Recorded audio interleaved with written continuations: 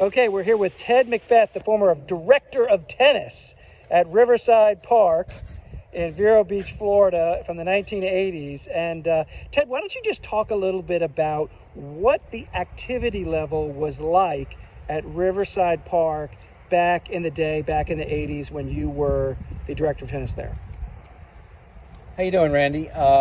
Thanks for asking. It was a great time. Early in my career, in my 30s, I was hired in the early 80s by the recreation department of Vero Beach, and I had a sort of a gut feeling that junior tennis could be great in Vero Beach, and I had a motivation to do it. And I was younger, so I just started developing some programs there and tournaments, clinics for adults, juniors, all levels, every afternoon, basically, summer tennis camps, and created, just a sort of a mecca of activity there. And all of a sudden, we started building kids. We started building a program. It took about 3 or 4 years, but we concentrated on all the schools in the area, and we had several kids that started to get pretty good at tennis. Mardy and Robert Kowalczyk, the Campbell girl. I mean, she just was fantastic.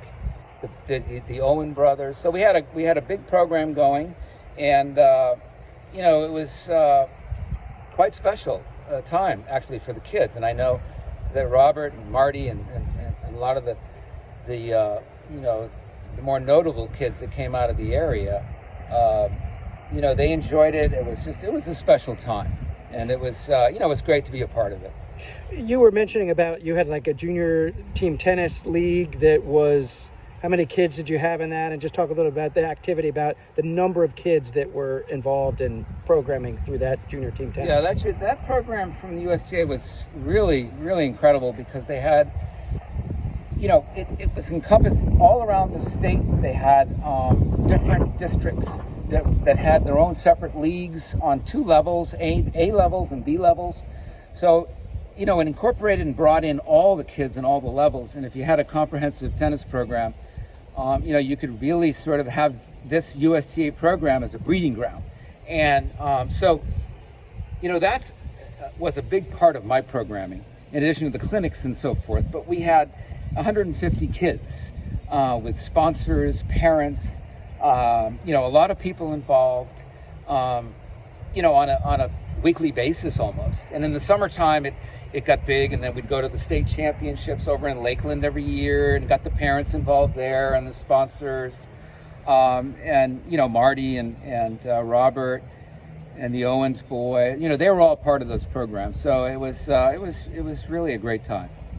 And, just talk a little bit about, like, what was the court flow? Like, how many people would play in the morning, and how many people were playing at noon, and how many people were playing at 4 and at night? I mean, what was the kind of the activity level by the hour back in the day? Well, back in the day, when I came in, they concentrated mainly on the seniors and some of the just, more low-key programs. But they wanted more activity.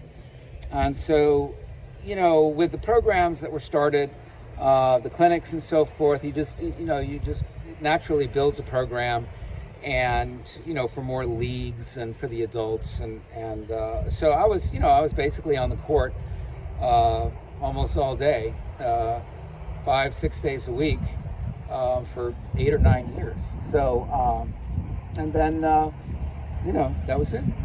Now talk a little bit about where Riverside Park is now, and I know you were saying that just talk a little about the untapped potential of Riverside Park. Well, I just, I don't know. I know that, there's certainly a lot of politics involved and a lot of things in this world these days. But, it's a very underutilized facility at the moment. I mean, I had all kinds of kids going, and, we had a disagreement. I had a disagreement with the city. And so, and then they went back to the way that they always ran things, which is very low key and really not much activity. But it's always been a place where, the land there, the land potential, the potential for junior development, and more activities. It should be a focal point of tennis for Vero Beach, and it's not. And it's a shame, because you go there, many, many times during the day, and there's virtually no activity. They got a great wall there. I can't tell you how many hours I spent on that wall there.